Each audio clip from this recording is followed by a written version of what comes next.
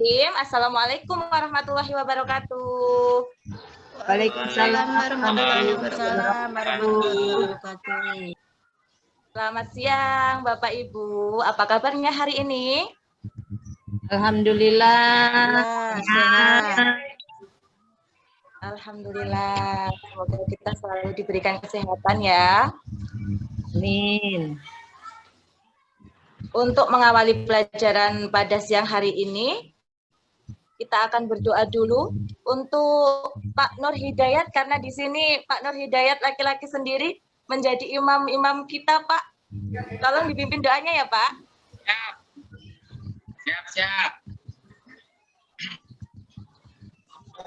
Pada Bapak Ibu semuanya, untuk mulai pembelajaran, mari kita berdoa menurut agama dan untuk kita masing-masing berdoa mulai.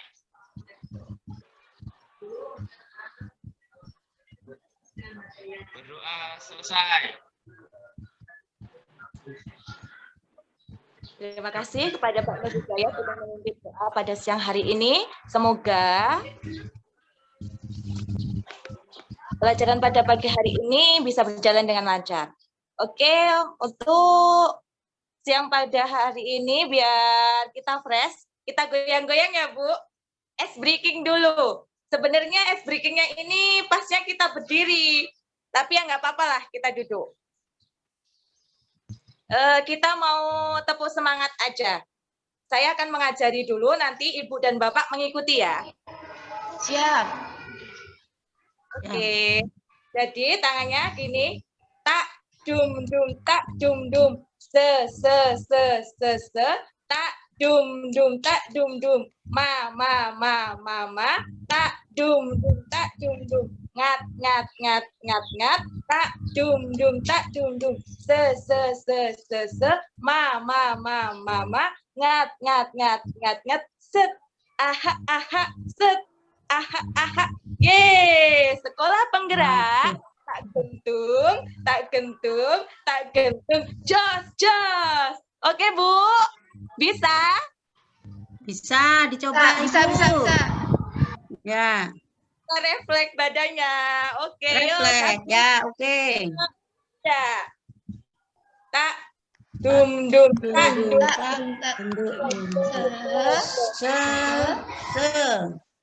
tak dum tak tak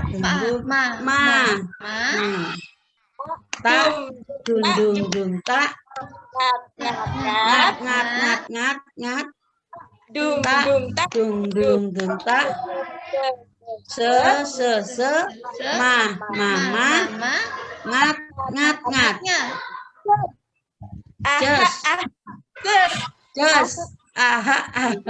just olah gerak tak gentung jos. Oke, terima kasih Bapak Ibu. Udah refleks ya? Ya. Untuk pelajarannya, materinya saya izin share screen dulu ya. Ya, Ibu.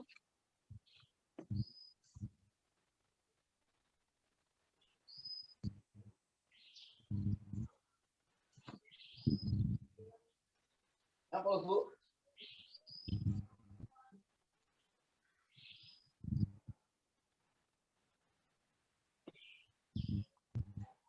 Ibu.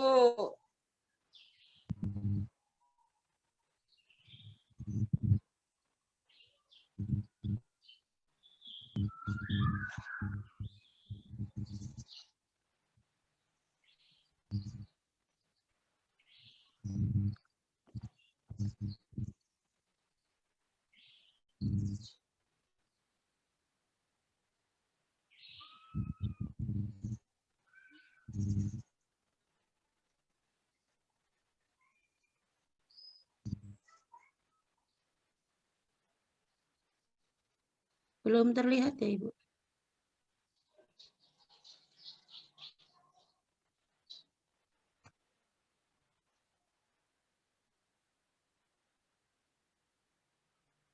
Mana ya?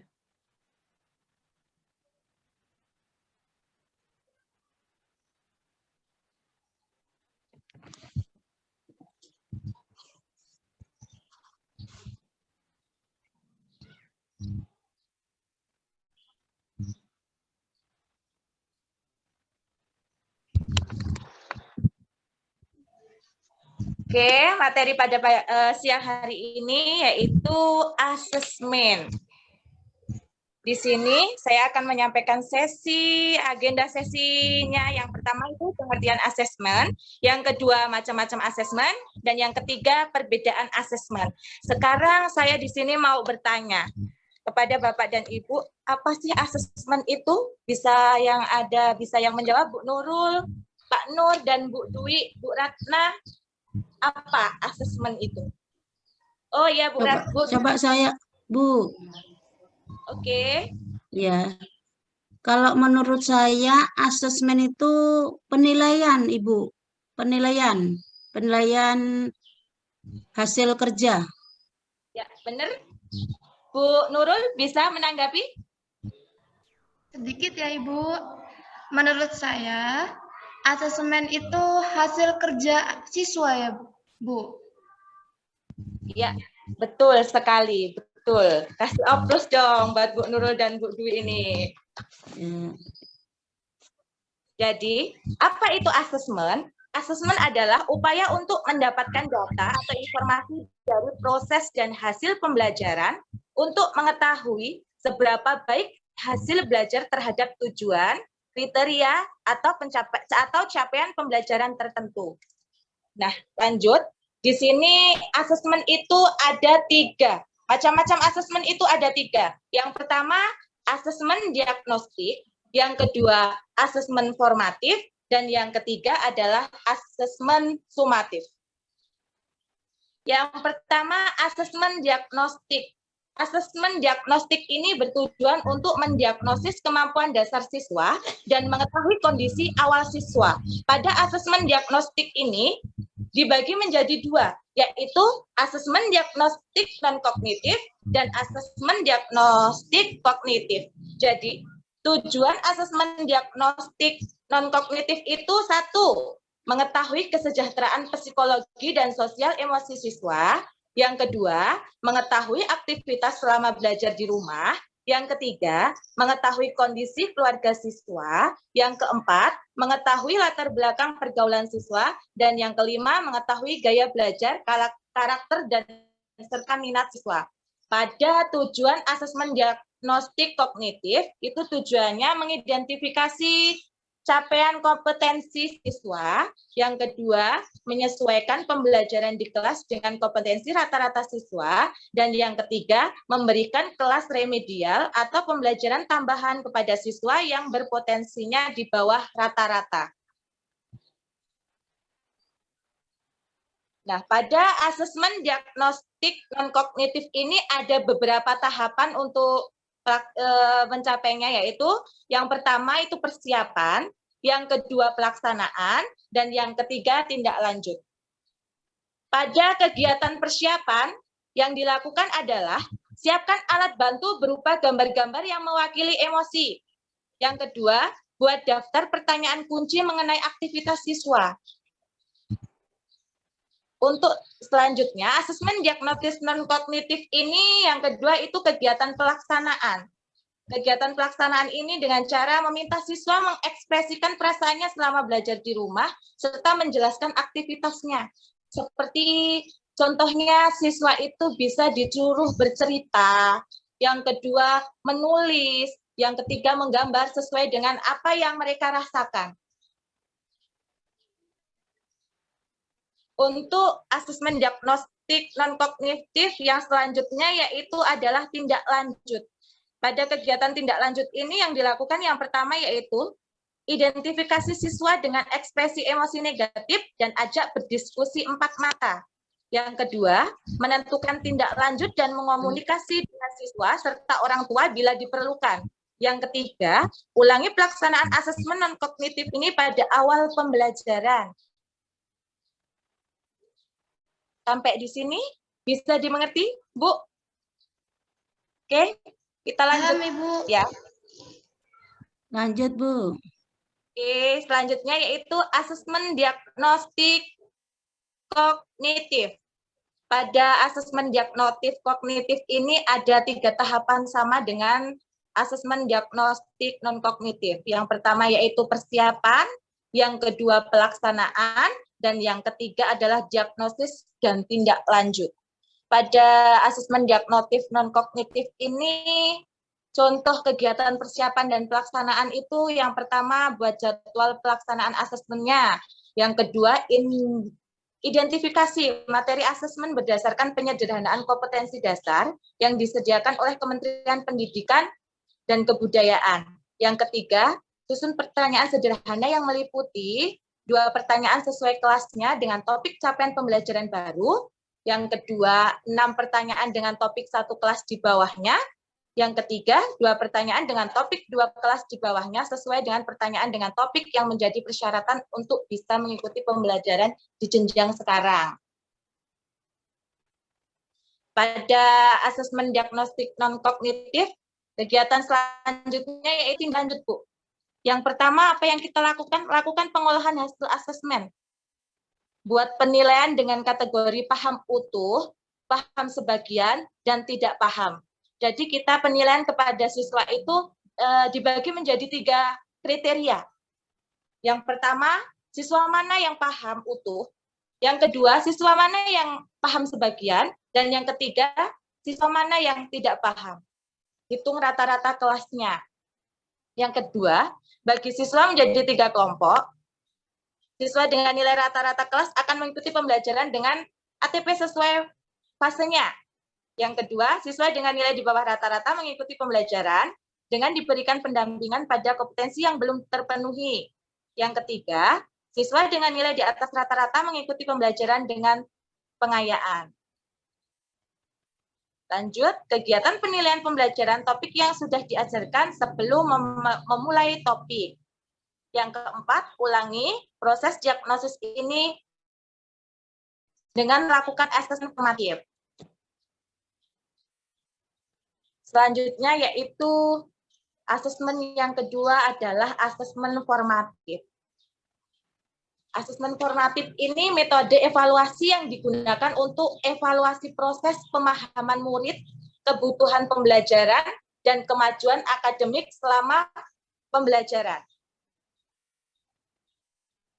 Asesmen formatif itu kegunaannya untuk guru itu pertama, mengawasi pembelajaran murid, yang kedua, memastikan perkembangan murid, yang ketiga, mengecek pemahaman murid. Dan kegunaan untuk muridnya adalah sebagai untuk mengevaluasi pembelajaran sendiri, membangun pengetahuan, mengidentifikasi kekuatan dan kelemahan, dan meningkatkan kemampuan. Asesmen yang ketiga yaitu asesmen sumatif.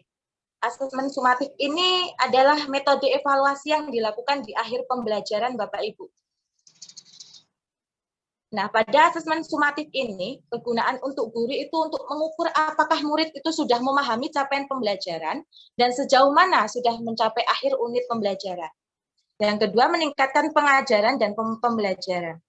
Kegunaan untuk murid memahami performa di akhir unit pembelajaran. Yang kedua, memahami apakah mereka sudah memenuhi capaian pembelajaran dan sejauh mana sudah mencapai akhir. Bentuk asesmen formatif dan sumatif itu ada 2, yaitu tidak tertulis dan tertulis. Pada contoh bentuk asesmen tidak tertulis itu contohnya diskusi kelas, drama, produk, presentasi, dan tes lisan. Pada asesmen tertulisnya, refleksi, jurnal, esai, poster, dan tes tertulis. Nah, nyampe di sini materinya. Coba sekarang ada latihan. Yang bisa angkat tangan ya. Mbak, yang pertama, untuk pemahaman materi tadi, sebutkan macam-macam asesmen. Bapak Ibu ada yang bisa? Oh, Bu Nurul, oke. Asesmen diagnostik, asesmen formatif, asesmen sumatif, Bu. Oke, benar Bu, pintar. Aplaus dong Mbak Bu Nurul. Ya. Soal nomor 2 selanjutnya. Perbedaan asesmen diagnostik, formatif, dan sumatif. Siapa yang bisa menjelaskan? Bu Dwi? Ya. Pak Nur? Coba berusaha menjawab ya Ibu. Oke, Bu. Perbedaan asesmen diagnostik, formatif dan sumatif. Kalau asesmen diagnostik itu asesmen yang dilakukan di awal pembelajaran, atau untuk yang Ya. dibedakan ada non-kognitif dan kognitif. Kalau formatif pada proses pembelajaran dan yang sumatif adalah di akhir pembelajaran, Ibu. Aku nggak download aplikasi ini kok. Nggak download di sini. Ini nggak ada aplikasi Zoom. Oh. Di download sini.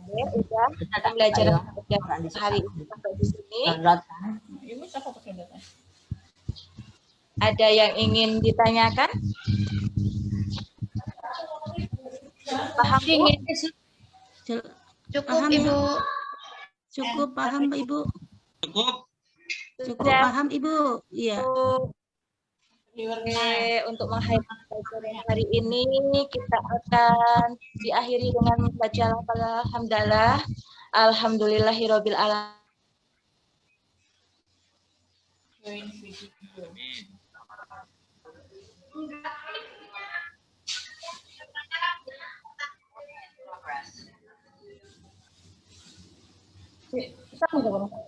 Sambung. Jenengmu susah.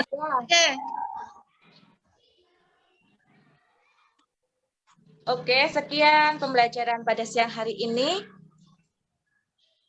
Untuk mengakhiri pembelajaran pada siang hari ini, kita bisa mengucapkan lafal hamdalah bareng-bareng.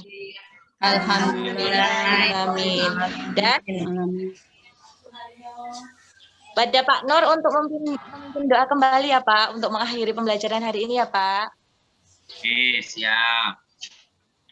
Oke, kepada Bapak Ibu semuanya, untuk mengakhiri pembelajaran sesi ini, mari kita tutup menurut agama dan kepercayaan kita masing-masing. Berdoa mulai.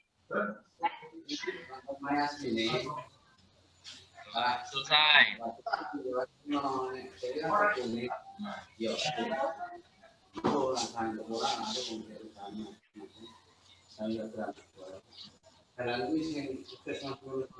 Oke, terima kasih Pak. Saya akhiri. Wabillahi taufiq wal hidayah. Wassalamualaikum warahmatullahi wabarakatuh. Waalaikumsalam warahmatullahi wabarakatuh.